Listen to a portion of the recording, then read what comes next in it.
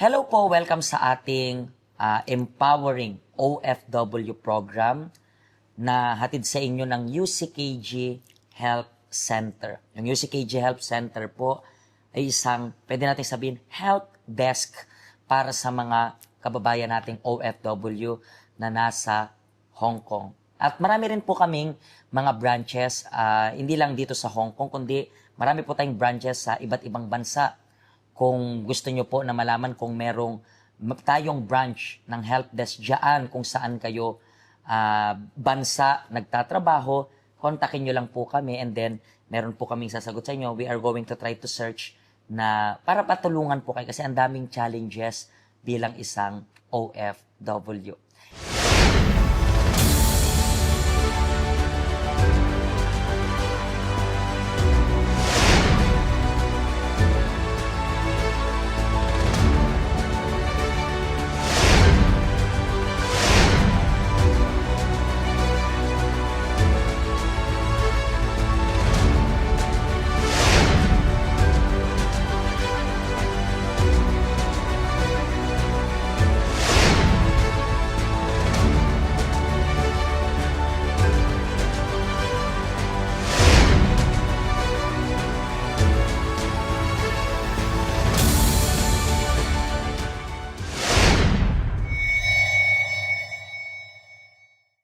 And today, meron po tayong special guest na malalaman nyo rin po yung story niya and then sana po ma-inspire kayo.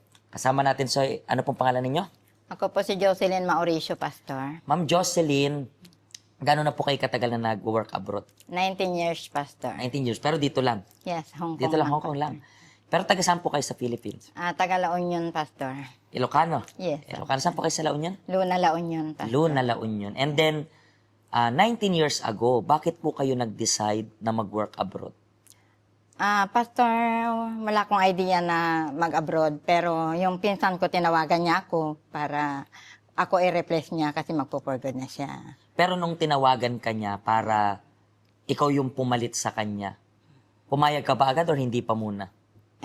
Pumayag ako, Pastor, pero yung asawa ko sana hindi papayag. Dahil sabi niya, hindi sana ako papayagan na umalis ka dahil mahirap ang walang babae sa bahay.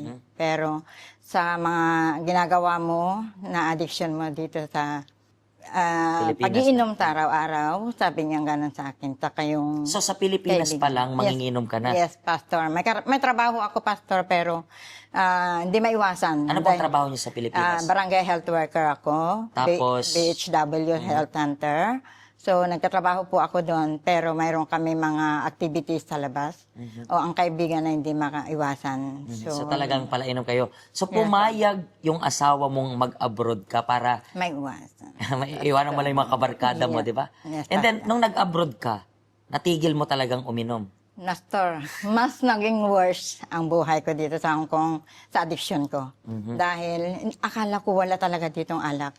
So, nagulat ako. May kaibigan akong kapitbahay namin nag-aya sa akin, dinala ako sa So may birthday kakilala ka na talaga dito.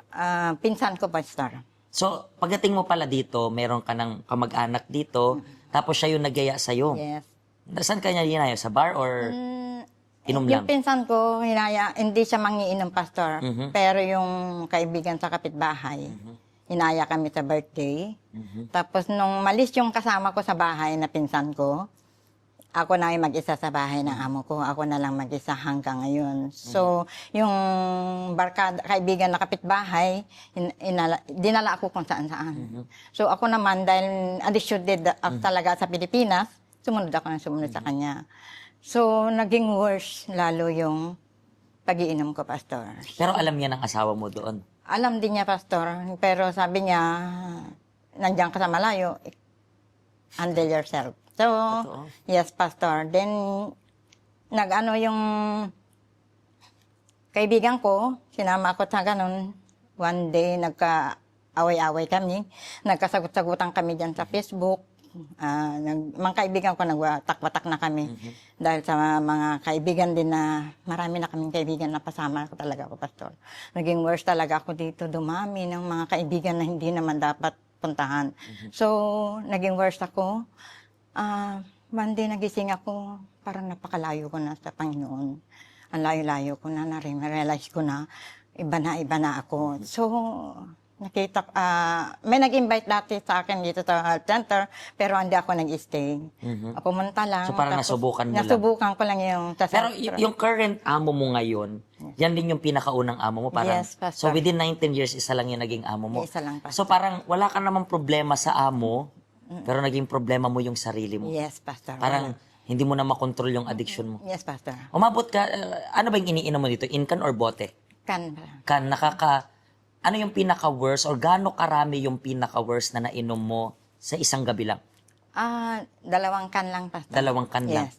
Pero gaano kadalas naman? Halos araw-araw? No. Dahil pag wala lang akong pa-dinner sa amo ko, bibili ako na naka-stack ako sa kwarto ko. Tinatawag Pero ko. alam niya yan? No. Pero paano yan? Paano kung maamoy niya? Hindi niya naman naamoy. Hindi naman, Pastor. I don't know. Parang ligtas ka pa rin. Yes, Pastor. Pero paano ka nakapunta dito sa health center? In-invite ako ng isang kaibigan, Pastor. So, nagtuloy-tuloy ako nung napunta talaga ako dito. Iba na yung pakiramdam ko. Napakalayo ko na sa Diyos. Iba na yung lumulubog na ako sa addiction na yan. So, umiwas na ako ngayon sa mga barkada. Blinak ko na po sa Facebook, mga kaibigan.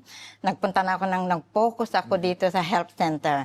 At dito sa health center na ito, dito ko na po natutunan ang lahat. Natutunan kung paano ko kausapin ng Diyos. Sinorender ko ang addiction ko. Umaten ako the whole day na ako dito sa church, the health center. At dito ko na natutunan kung paano i-deliver yung addiction ko. Diyan sa pag-attend ko ng deliverance, 3 p.m. Tapos nag-Bible study ako and then sumama na po ako sa Caleb group. Nung nag-stay ako sa Caleb group, doon ko po naramdaman yung saya na hinahanap ko na wala sa labas. Gano'n na po kayo katagal dito sa health center? 12 years pa. 12 years. Sa mga hindi po nakakaalam, siguro, disclaimer lang, siguro hindi nyo alam yung mga pinagsasabi niya na 3 p.m., Caleb Group, and so on and so forth. Dito po sa health center, marami tayong iba't ibang activities. Parang depende sa age na meron kayo.